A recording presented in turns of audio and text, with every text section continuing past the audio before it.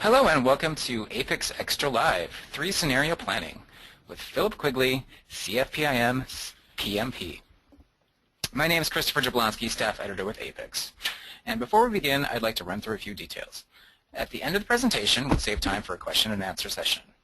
If you look at the right toolbar on your screen, you'll see a questions box. To ask your question at any time during the presentation, simply type it in the box and click Send. And we encourage you to ask questions during the presentation, and we'll try to address as many as we can during the broadcast. Now, should you experience any technical difficulties during today's broadcast, please call GoToWebinar support at 1-805-617-7000. This presentation is being recorded and will be available at apics.org/extralive starting early next week. So now it's my pleasure to introduce our speaker for today's broadcast. Phil Quigley is the author of the Management Perspective Department in APICS Magazine. He's Senior Project Manager at Ingram Micro and an adjunct professor in the Department of Management at California State University. Everybody, please give a warm welcome to Phil Quigley. Phil, you may begin. Okay, I guess I'm unmuted. People are hearing me. So let me see if I can go to the next slide. Let me see if I did it wrong. All right, getting it right. This is what we're going to be talking about today, forecasting and scenario forecasting. When I teach at Cal State Fullerton or I've taught for APICS, the first thing I say about all forecasts are they're wrong. And you base all your thinking on that. Well, had some ideas about improving them. So we're going to talk about ways we're doing forecasting today. We're going to talk about some of the problems and some of the companies that are having problems, like Cadillac. We're going to talk about scenario planning, what it is. We're going to walk through an example and the benefits. And then we're going to end up talking about, if you want to implement scenario planning, there's some it's a simple concept, hard to do. And hard to do is because of people. And then we'll go from there. Okay? All right. What we end up doing today is for the sales and operation planning or master scheduling, we develop a business forecast development plan. Usually, there are several rounds of discussion, and everybody ends up talking about sales and what production can do. Sometimes you go through many rounds, you go through one. Okay. I've seen it where we spend 6 to 8 weeks with all sorts of people discussing numbers and having all sorts of interesting conversations at work and at the bar. And we come up with a number, and we go through a drill of trying to improve that number. Okay? I've seen 2 scenarios. Well, scenario 1 is that, which I've just said. Scenario 2 is the CFO walks in, hands everybody a spreadsheet, and says, here's the numbers. There is no discussion. This is what we decided to do. This number is also used to help calculate your sales numbers and revenue numbers that's presented to Wall Street and the stockholders. Very interesting, that drill, and that causes a lot of the political and emotional issues with master scheduling. This final number represents an agreement and hopefully consensus within the management team. Now, hopefully consensus and agreement. I've seen it where it's not. Okay? The whole business plan and scenario is used by us, and I'm calling it sales and operations planning or the master scheduler, to develop the master schedule. The plan is then approved and executed. You put it into the MRP system, and then we start chunking. The month-to-month actual sales and production are monitored to the plan. Now, everything comes back, but stuff starts to happen, good or bad. And then you start having in your monthly plans, are we there? We're behind or above, what are we going to do? And those are interesting meetings. I imagine some of you have been in them. Okay? If the numbers are bad, the discussion can turn ugly, very ugly. And all sorts of people get involved. I imagine a few of you have been there. Okay? And I mean ugly meetings. Okay? It just happens. Now, if the numbers are good, and sales are increasing, then we have the other frenzy. Then we have, can we produce more product? Can we up our production 100% in 2 weeks? I don't know if any of you have been through those discussions. Those are just as crazy. And then when manufacturing comes back and starts talking about, we only have so many vendors or we have so much equipment, the meetings get interesting, okay? I've been through both. And the company is betting on things. One of the things that happened to Boeing back in the 90s is they came up with a very aggressive plan. They ended up trying to do things, building airplanes and putting new computer systems and everything else. They ended up with chaos on their floor and millions of dollars of write-off. All right, this became lawsuits later, okay? But it's just one that happens when companies go through this, okay? Now, here's where, in my opinion, this system has a problem. Nowhere are we having a discussion about why the numbers have changed. Usually it's come in, we did 30%, car's better, let's move, okay? Why the numbers have changed, to me, is very important. Has the competition collapsed? Do you have you competing against Honda and they got a massive recall like they're going through now? Is there poor quality? Is there poorly received design? What's happened, okay? Nobody understands or really understands. So we'll talk about a couple examples in just a second. Or have your products taken off? You were Apple with the iPhone and they sold like 60 million of the new iPhones, the numbers I've heard. Okay, what if this thing had collapsed and they only sold 20? Okay. Or the economy has decided to get better or worse. Okay, mostly it's been worse over the last 6 years. There are finally signs of some things turning around and getting better slowly. All right, what do you do with that? All right. There's been, in my teaching, we spent the last year monitoring the auto industry where things have turned around, but the companies have been very, very shy about building new plants or adding people. It's starting to turn around, but they've been shy because they're scared of the economy tanking again. Now, let's talk about a couple of examples. These are all been through the Wall Street Journal, Business Week, Fortune over the last 2, 3, 4 weeks. Okay? Had an interesting article, PC sales are going back up. The laptop and desktop sales are starting to turn around. They were declining because of iPads and tablets. Well, now all of a sudden that slowdown has stopped. And they've actually seen where laptop sales are turning around. Not dramatically, not hugely, but they're turning around. And some laptop, some iPod or tablet sales are declining. What does this mean? Okay?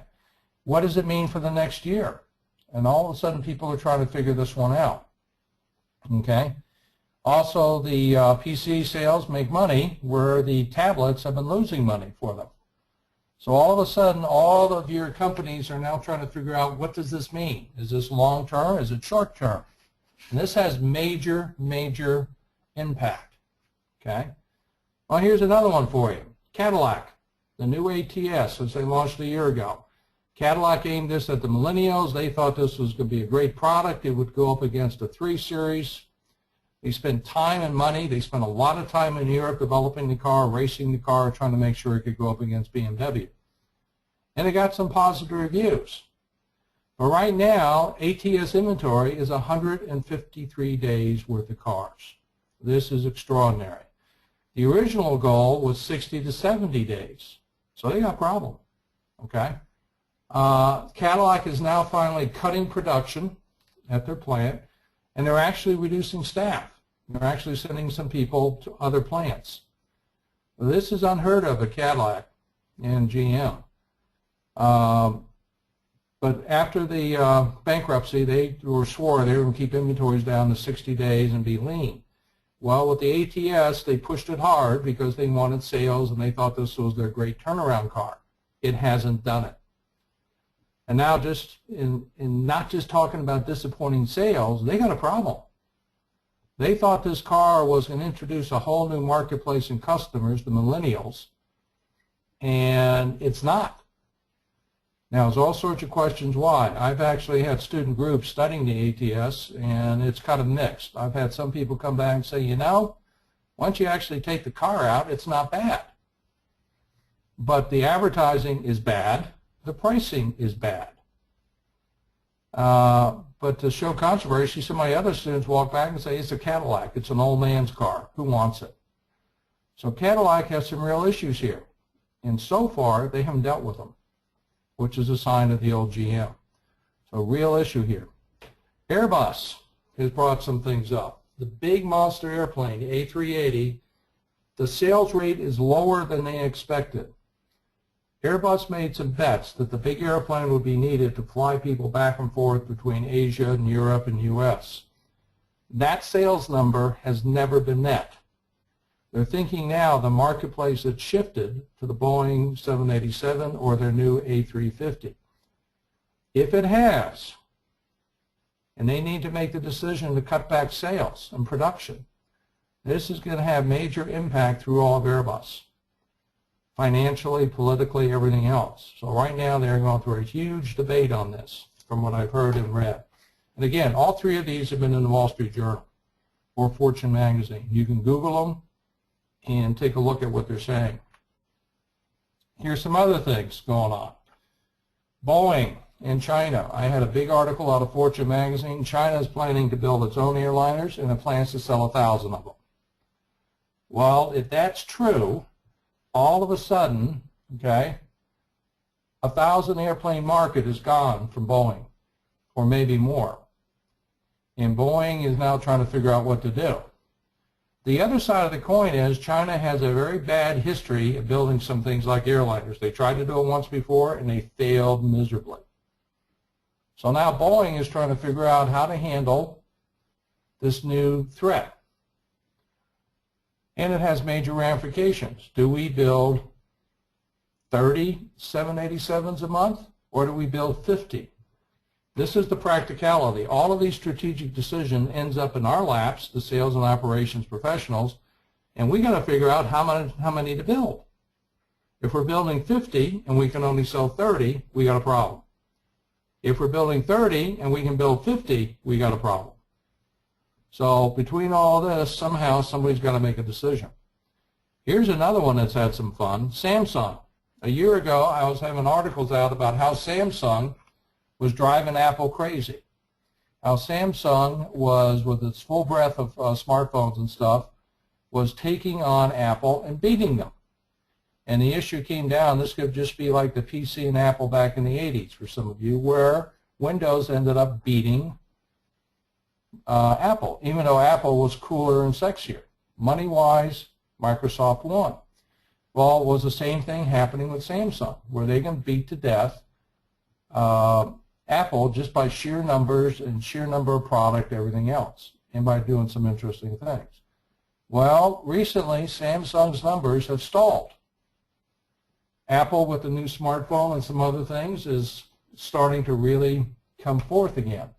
So now Samsung's been having management meetings, and there's been some announcements in the paper recently. Management is shifting at Samsung. Why? Well, guess what? Sales are down. Things aren't happening the way they thought. Here's another article. It's just a small article that came on suit sales. It has been a given that men are buying suits. That guys, we're not going to buy suits. Well, now there seems to be a change, especially in London and some other areas like Hong Kong, where men are ordering custom-made suits. They're not going in off the rack. They want their own. And the prices, and using internet type of sizing and some other stuff, men want to buy a custom-made suit for a more reasonable price. Well, is that going to impact men's clothing sales? Your Nordstroms and some other stores are now trying to figure out what this all means. It's just a fact.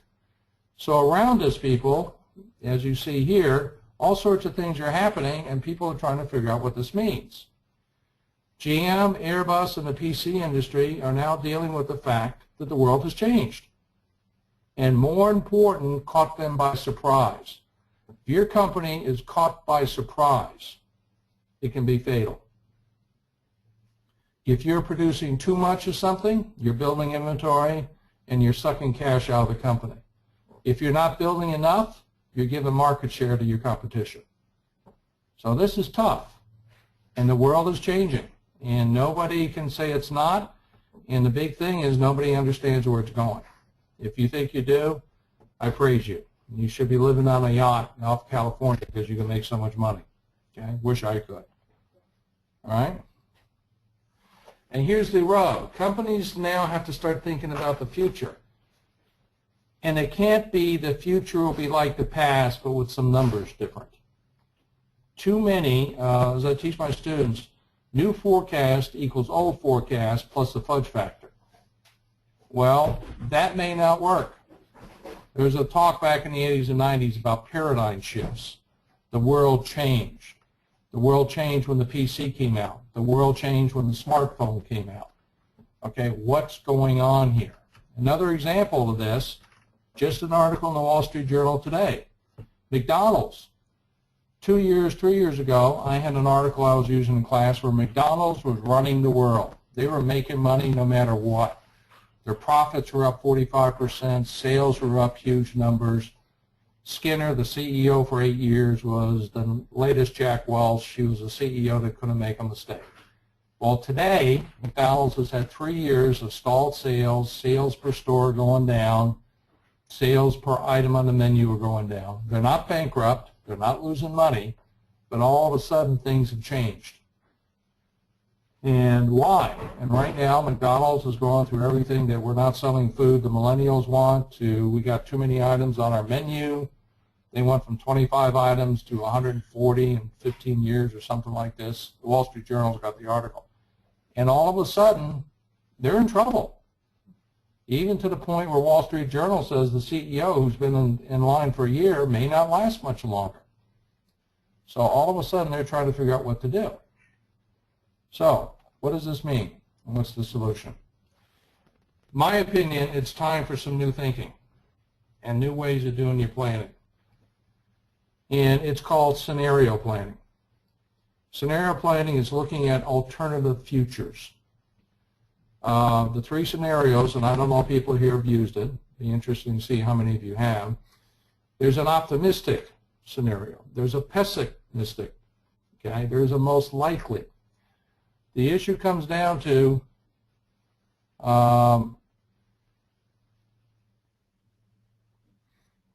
Chris, can you hear me? You are still on. Things are sounding good. Okay, I saw a note there. All right. Building these 3 things are based on assumptions. Why will the optimistic numbers happen? Why will pessimistic happen? And here's where people have to think and build things through, okay? People want to talk about optimistic and how we're going to be successful. They don't want to talk about pessimistic, okay? They don't, okay? I've been in one company where my vice president told us, don't think pessimistic. We're here to make things happen. We're all optimists. So he would never discuss bad things happening, which meant we couldn't plan for them, okay? And I think that caused some problems, which it did, okay? And these assumptions should be discussed, and we should go from there, okay? Now, let me see. Let me see why I didn't want to do that. All right, hold on a second. Okay, let's talk about building a scenario. Let's say you're getting ready to launch a new model car. Audi is getting ready to launch a new A8 next year. Okay, a lot of discussion about it. The car is developed, let's talk about an optimistic. The car is developed rapidly and the design team is excited with the look. Everybody in the team is, we got a good car. The car is declared a winner by critics and the media. You send the car out to shows, people are hot for it, this is a great car. Its price points, when you talk to customers and do research, seem competitive. They seem to be right there. Your competition's products are old or rated as duds. Okay? Bingo. All right, so you can optimistic, hey guys, we can take market share away, we can come up with a number. Pessimistic, the designers are unhappy. There's conflict within the team. Feedback from dealers and product planning people is negative. There was a product at General Motors back in the 90s early. It was called Aztec. It was a SVU. The design was so bad that when they rolled it out in front of the dealers and the press, they started laughing at it. It's classic. GM also built the Cimarron, which was supposed to go up against the 3 Series BMW. It was a Chevrolet Cavalier with expensive leather and a new grille. People didn't take it seriously. It fell right out of the marketplace. Preliminary review from the auto press is negative. Feedback from auto shows has been negative. The price point seems to be high, which seems to be an issue with the ATS. The one that seems to be catching is two things. The advertising's bad and the price point seems high. That's what people are telling me, okay? All right, so you got the pessimistic. Well, nobody wants to admit this. Let's go on. The most likely. The design team is pretty optimistic. They think they got a design. They're not jumping all over the place, but they think they got a good design that the people are going to take. Feedback from product planning and dealers is good. They think it's a solid car. They don't think it's a home run that's going to turn the world around, but they think it's a good car that's going to sell and make them money. Feedback from the press and the auto shows is basically okay. It's mixed. Some people say, well, it could have been better. Okay? But people are also coming back saying, hey, it looks okay, price point is reasonable, and compared to the competition, you're doing well. Okay? So now you got your three scenarios, and you got sets of numbers. Okay? Your scenarios have been developed. Everybody agrees. Forecast numbers have been agreed to. The new product is launched. The environment is closely monitored. Everything is monitored. And you're trying to hear where people are coming from. Okay? You're monitoring both the actual numbers and the assumptions. You are looking for conflict and agreement. Okay? And here's the key. Let's go on here. Here's where you start things get interesting and where the value of scenario planning comes. In monitoring the sales numbers, you're not meeting the numbers. But all of the reaction that you thought would drive you to better numbers is happening. The press is happy. Sales are saying this is a good car. We're seeing traffic. The consumer response are good. But the competition has moved in, cut prices, and launched an aggressive advertising campaign. Okay? This is totally not expected. You didn't think they would do this because it's an old product line, yada, yada, yada. Okay? But here, you check your assumptions. You know, the military constantly talks about that your battle plan lasts until you meet the enemy. Okay? Same thing here.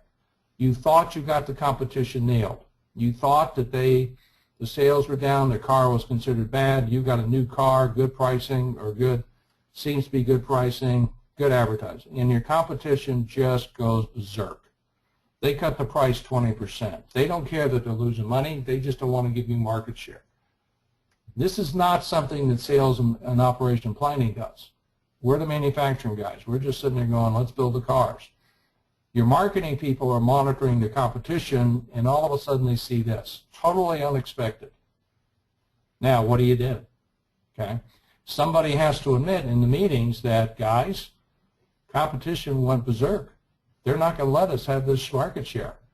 They're losing money. We didn't think they would do this. Now, how do we react? Okay? So the discussion then turns from you guys screwed up to what are we going to do? That's the key to me in scenario planning. If you do this right, the conversation isn't about finger pointing, you guys screwed up. Then why didn't you think about is to, okay, competition reacted differently than we thought. They're scared. All right, now how are we going to react? Instead of spending 6 weeks yelling at each other, you spend 10 minutes and then you decide to go do something. And that's the key. Okay? All right. You now have, okay, some choices. You can have a rather ugly finger pointing exercise, and I've seen those, and I imagine a few of you have seen them too. Okay. I was at Xerox Office Products Division a long time ago, and we had an issue that one product was dead and another one was hot, and we were building the wrong product. It actually took our CEO going out to the field to come back and have a meeting with us and say, why are we still building the old product? It came down to Xerox policy at the time was once you decided to build something, you spent the year building it. Okay, you changed the plan the next year. everybody kind of looked at each other and said, I think we need to change plan now. Okay? This was the old line Xerox out of the 70s, 80s, and when they built copiers. They didn't know how to respond to Office products, word processors. The market was more dynamic. And we spent a long time arguing, and then the new CEO came in and the decision was made in the day. So this is how you do it, okay? All right, so you got these numbers. Taking a look at where you're at, you come back and say, hey, all right, what we're going to do is we're going to increase the advertising budget. We're going to have some price reductions. We're going to have some new finance things, and we're going to go out and make it happen. And we're going to coordinate this with our dealers, with our salespeople, whatever. Production, your job is to keep the numbers where they're at, keep production. And you take action, and you continue monitoring this. Now, here's the issue. This is not a production issue. This is a sales issue. But the master scheduling process has identified a problem. Manufacturing has identified a problem, that sales are not where we want. But we have agreed to do other actions, and the production plan is going to stay where it's at, or maybe with slight decreases. Or maybe even increase in production plan because you're announcing all this stuff, and you want cars out there to move. This is a senior management decision.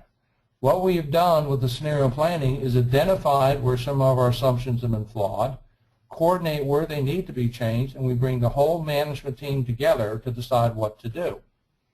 And we're not spending hours and days finger pointing with each other. It's time to move, okay? And this is critical in my thinking. It's absolutely critical, all right? Caterpillar has done a whole lot of work, if you've seen some stuff, about how fast they move and what they monitor. And they won all sorts of kudos for cutting back when 2008 happened. They responded faster than about anybody in their marketplace. They understood what could happen, and they had a plan ready to go. They literally discussed it over the weekend, and on Monday morning they started taking action. So, and Caterpillar has survived and is in better position because of that. So this is the type of things you have to do, okay? And understand, it might not be operations or manufacturing or production control's job to take the action. 9 times out of 10, it's not going to be our issue. All we're going to do is turn up the production volume or turn it down based on what people tell us. But if we don't do that correctly, if we don't plan it properly, it has major impact on the company, like Cadillac and the ATS. That's going to get ugly burning off that car inventory. That's going to cost money, and it's going to impact their performance in the stock market. Okay, so the advantages. Here's some big advantages. The big deal with scenario planning is you build your assumptions. What will it take to be optimistic, pessimistic? And you have to have a good discussion. You have to have honest discussion where everybody talks through these issues. So all of the, call it the emotional stuff, is on the table. No, our product isn't as good as the competition. You know, our cars aren't as good. Or no, we got good cars. All right? This discussion has to happen. And it has to be where people trust each other and put things on the table and you discuss them, okay? I know some people through my contacts here in California who've been working for Cadillac and other places. They are senior sales reps. They have won awards for their sales and stuff, and no one from GM management has ever talked to them or had any sort of survey to get their opinions about new cars or what's going on. Now, this is for my contacts. Maybe they're doing it someplace else. So here's a person with 25 years experience, knows the product lines, knows the business, and nobody's talking to them. And this, to me, is unbelievable, okay?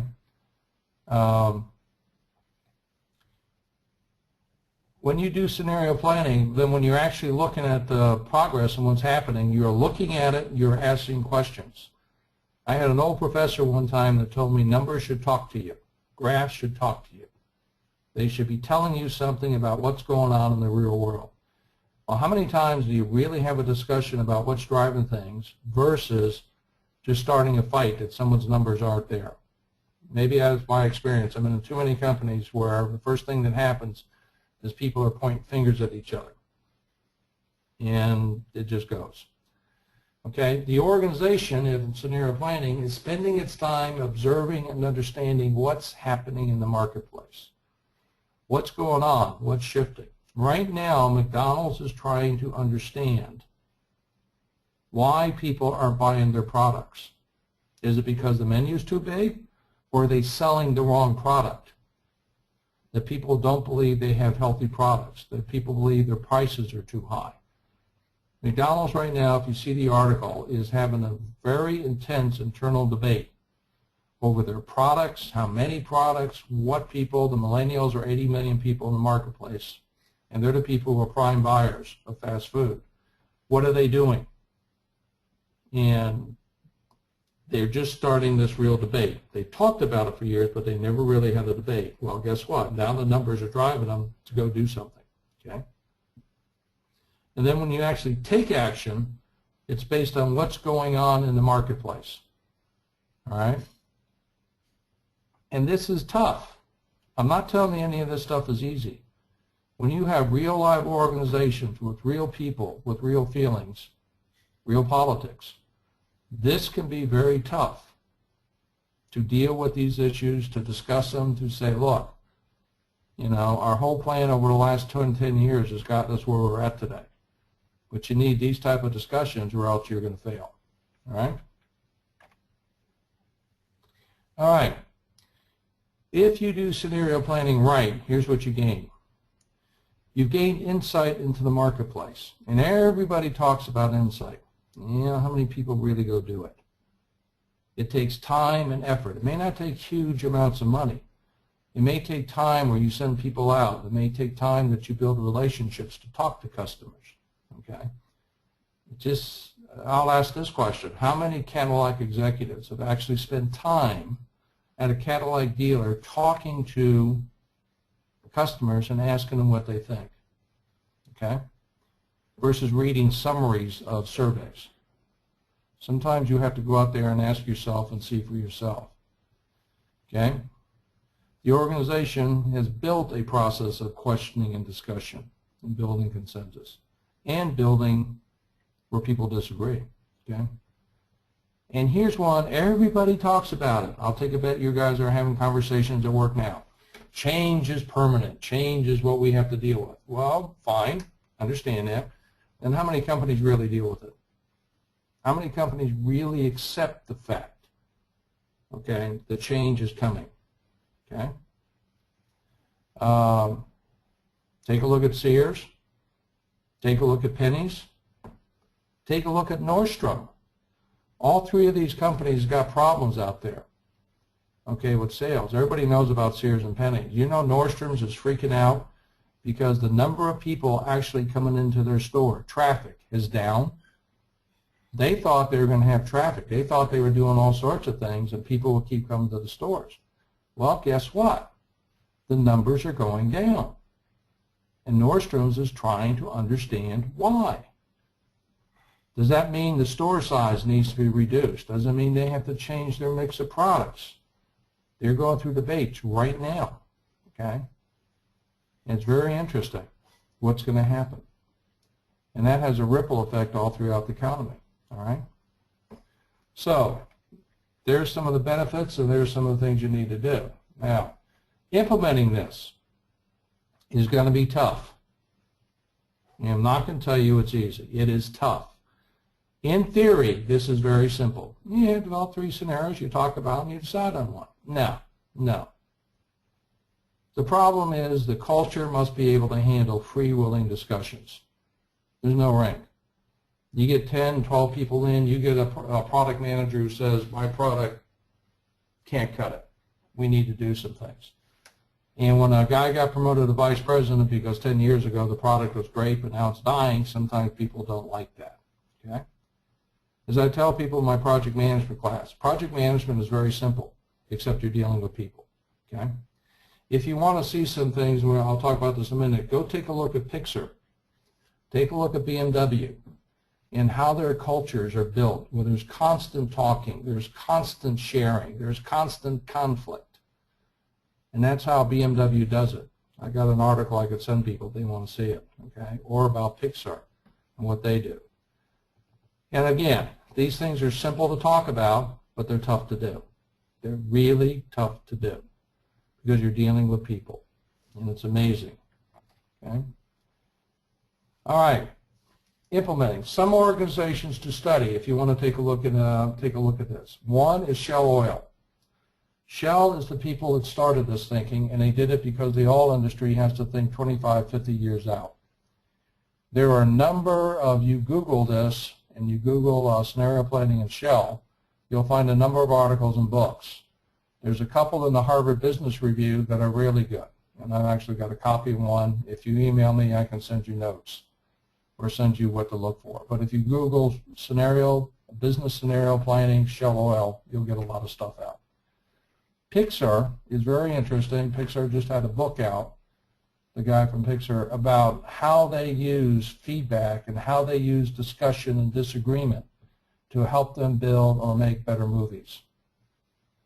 And it's very real. Literally, the movies are critiqued every day. People have to put stuff up on the wall, and every day there's discussion. Are we going down the right path? Should we change it? The issue in this one is their culture that pushes open discussion, open feedback, open disagreement, and what that means for Pixar. Pixar was literally, if you read some of their case studies in Toy Story 2, redid the movie in 4 days because the consensus in the organization after spending a hard time looking at it was the movie was going down the wrong path. 4 days later, they had changed it. Okay? And it was because everybody sat around, talked, and finally everybody looked at each other and said, we got to change the picture. And they did it. Now compare that with General Motors that a year ago launched the ATS with a plan of 60 days worth of inventory. Now they got 150 some odd, and they're just now starting to deal with it. How many millions of dollars of inventory are they going to have to write off? So you have to have an intellectual understanding of what you're doing, and go to Shell Oil, and they'll show it to you. You go to Pixar, they'll give you a picture of what the culture has to be to make this work. BMW is another organization that does many of the same things. They don't have scenario planning, but they have a culture that has immediate feedback, selling, innovation, pushing and pulling, getting people to talk to each other. Very interesting company to study. Actually, I wish I could go to Germany and spend 3 weeks there talking to them and Pixar. Unfortunately, I can't. But I think those are companies with a future. They are companies that can innovate and move forward. And you do it by forcing yourself to think, discuss, disagree, reach a decision, take action, and then change it if you have to. Okay? To me, this is very real. Now, just some final notes. You can get copies of the speech. I understand Chris can just send you copies. If you want to talk to me or send me notes or ask for other information, go ahead. There's my email. It's at Cal State Fullerton. That's my cell phone. Okay? Quite willing to discuss this, quite willing to scratch my head and say, you got a point. I think the issue is companies got to get better performing. They can't be surprised. And we got to be thinking hard and tough about the future. And that's our job. That's management's job. So I really believe that. So I guess, Chris, I'm where I'm at. I don't know if we have time for questions or if you have any. I'd like to hear you. Yeah, thanks, Phil. We do have some time for questions. We have a few coming in. Please feel free to ask additional questions. Just look at the questions bar on the right of your screen and click send, and we'll see what we have. Our first question, the first one I'd like to cover is Mark's asking, when you're revising your plan, would you also revise your assumptions, or might you stay with your original assumptions? Counting on how bad you're seeing, your assumptions should be looked at, and if you have to change them, change them. Now, this has to be done in a process where people understand, we made this assumption. It's wrong. It didn't work. Not so much wrong, but it didn't work. It's not giving us the data or the results we want. And once you understand why that assumption didn't give you or lead you down the path you want, go ahead and change it. Okay? But you must understand the lessons learned. Why didn't that assumption take us down where we thought it was? Okay? That's absolutely key that you have to understand it. And that forces you to rethink what you were thinking. Okay? In other words, like the example where the competitor drops their price. Okay? Everybody has to understand, okay, we thought they were going to do this, they did this, here's where we were wrong, or here's where we were mistaken, or here's where we didn't realize the panic that was caused. So once you understand, then go ahead and change. All right? Great. All right, let's move on. This one's kind of about doing S&OP on scenario planning. Might you perform it on all three scenarios, including supply, or would you perhaps only do S&OP on one of them? You would do, the way we were doing it back when was we would have what got loaded into the system was the most likely. Okay. Now, with the advance in systems and stuff, I've had people tell me they've developed where they will have all three. Two of them will be, let's say, in Excel or a what-if type of module. Some of the advanced planning modules that I've played with and seen in SAP have what-ifs. So you could have 2 or 3 plans as what-ifs. It just counts. I know SAP did at least say they had that capability. Now, I forget the system's name. There was a partner with SAP, and it was an advanced planning module. It wasn't the APO module out of SAP, but it was in other companies. And I am told they do have what-if scenario planning or some sort of scenarios where you can load completely different schedules, keep them in the system, and then actually replace one schedule with another one. The salesman said they had that capability. I don't know if they do. Maybe someone knows that system. I didn't. But I know people are talking about it. I know some other people have actually built things in Excel spreadsheets. Okay? All right. Let's look at a question from Ifeju, if I'm hopefully I'm pronouncing your name right. How can you convince your management that scenario planning is perhaps different from having an impossibility attitude? For example, in my organization, you would be shouted down.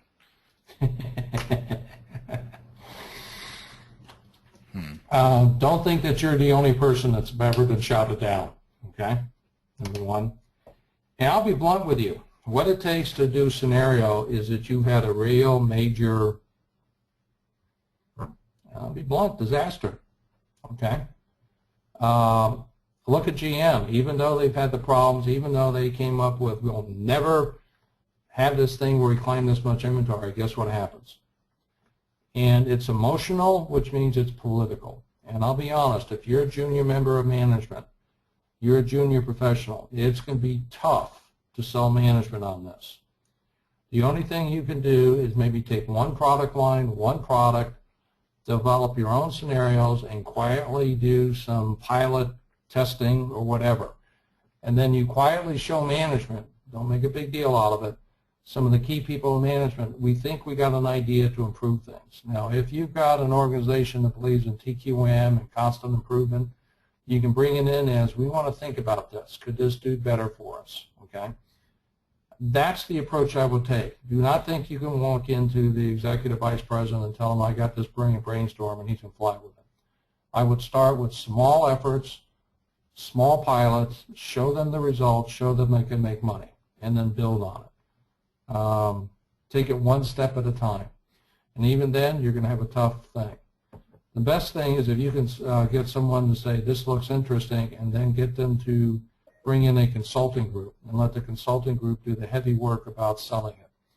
Don't ask me why. Consultants can come in and put ideas out, and everybody in the organization knows the idea, but management won't listen to them. I used to say I was an IBM consultant. The best thing a consultant do is walk into an organization, find out what the people have for new ideas, and just repackage those ideas. Okay, because management will believe IBM, they want to believe their own people. It's a fact of life, deal with it. But again, start small, build some success, keep communicating and educating people, and see if that gradually builds some momentum for you. And that's all I can tell you. Don't commit career suicide by just walking in and saying, I got the greatest idea in the world. All you'll do is get killed. Okay. I don't like saying that, but that's reality. That's the new world. Okay? All right, and let's see, Erwin would like to know just where you find your excellent examples of these recent situations, for example, with PC sales and Cadillac and the Airbus. Well, that's me because I've been teaching for many years, and I found out my students didn't like the textbook, but they liked articles out of the Wall Street Journal and Fortune. Okay? So I browse and read Wall Street Journal, Fortune, and Business Week on a regular basis. And when I say browse, I don't read them, cover to cover. I'm looking for articles, I'm looking for things, and I pick this out. Like the article in McDonald's was from today's Wall Street Journal. I think today's or yesterday's. I'll take it back, it was yesterday's. Okay? The PC sales things was, again, in the B section, marketing, and it was like half a page. And it just said, is something going wrong? And it was a very simple thing, laid out some graphs, and that's what it is. So because I scan and watch these things, that's where I pick up the history. And I've just been doing it for many years because I wanted to keep my students interested in class, and they didn't like reading the textbooks. Sometimes that's hard to tell people, but that's how I did it. And I was taught years ago to read things, and I think all business professionals should be reading either the Wall Street Journal, Fortune, or Business Week. Pick the one that you want, the one that interests you the most, and then try reading it and see what you think. A lot of these are available through your companies at discounts. If you go to school for a master's or something, you may be able to get something through them. I know Wall Street Journal offers a lot of things through schools and professional societies. So try that, okay? And I've just been doing it for a long time for whatever reason. All right, I think we can probably cover maybe one more question here. See if I could find, well, let's see if it's possible this one's going to be a little hard to answer, but we'll see what you can do with it. What might you say can the impact of scenario planning be on someone's bottom line? Like, what is the ultimate end result of scenario planning? Okay. Ask Caterpillar that. They didn't do scenario planning greatly. Okay, they had scenarios, and they reacted literally overnight, and they didn't have any of the real major issues financially. Okay, they did cutbacks, but they didn't lose money like other people do. So Caterpillar is a sign of this, okay, a company reacting quickly. If you do this quickly, you can save money and put money to your bottom line. Two ways. One, your Cadillac with ATS. If you would have picked this up quickly and realized, my God, we got a problem, cut back your production earlier, even 6 months ago, would you have 150 some odd days worth of inventory? Okay, that number is real, came out of the Wall Street Journal, or I forget Wall Street Journal or Fortune, and it was just, this is it. And when your goal is 60 days, that means you're spending money. And more important, you're going to have to spend money not for just the inventory, but you're going to have to spend money to burn the inventory off. You're going to have to give special discounts. You're going to have to give whatever, and that's money. That is profit margin going out the door. And if you've had success, if all of a sudden your product line is booming, the ATS is taking off, again, if you don't meet demand, you will lose revenue. You will lose profit, okay? This is about profit. This is about the bottom line. And the issue in today's world is, okay, I think Apple's production actually went up on the iPhone. I think they're a little bit more successful than they were wanting to be. The fact that they could respond gets them more profit. Anybody see what Apple's profit lines were? Apple gets talked about as, and I've used this in class, by the way, there's a couple articles out there about Apple, and that's supply chain and operations. We think of Apple as an innovative, technology-driven company that is great. Well, I got news for you. You want to study supply chains and how to manage a supply chain, study Apple, study Caterpillar, study Toyota, okay? Apple is one of the best operations and supply chain companies in the world. And however they did it with the iPhone and stuff, they did it well. They met their numbers. I don't know if they do scenario. I'd love to spend some time. But they hit it on the head, and they're making more money than God, okay? So scenario planning can keep you from a disaster where you build in the wrong stuff and spend a fortune getting rid of it, or you miss an opportunity. And in today's world, you got to stay away from both. Okay? And is that, I could run scenarios, and it's easy to do in today's world with the spreadsheets where, okay, our sales are only 50% of what we did. What was the impact? Or we could have increased our sales 50%. What was that impact? Go ahead and try that and see what it tells you. Okay? You might be surprised what the numbers are. And that, by the way, is the way to get the CFO on your side, is to show him that. Okay? Build a couple scenarios where you miss the target by 50% and it takes you 6 months to a year to catch on to it and have something. What are those numbers? Run some scenarios based on that and see what the profitability is. And that can gain attention. And if you want to be political about it, go get someone in financial planning to help you draw those numbers out. And you might be surprised what those numbers will tell you. Reasonable approach, people? Sounds good to me. All right, well, Phil, with that, I think we're going to close this edition of APICS Extra Live. And I want to thank Phil, of course, and all our participants for their time today. And just one last thought for me. If you do want to talk to me, send me an email, copy of an article, go ahead and send it. I will respond to you. Just put APICS Seminar on your title page because that gets through the spam stuff, okay?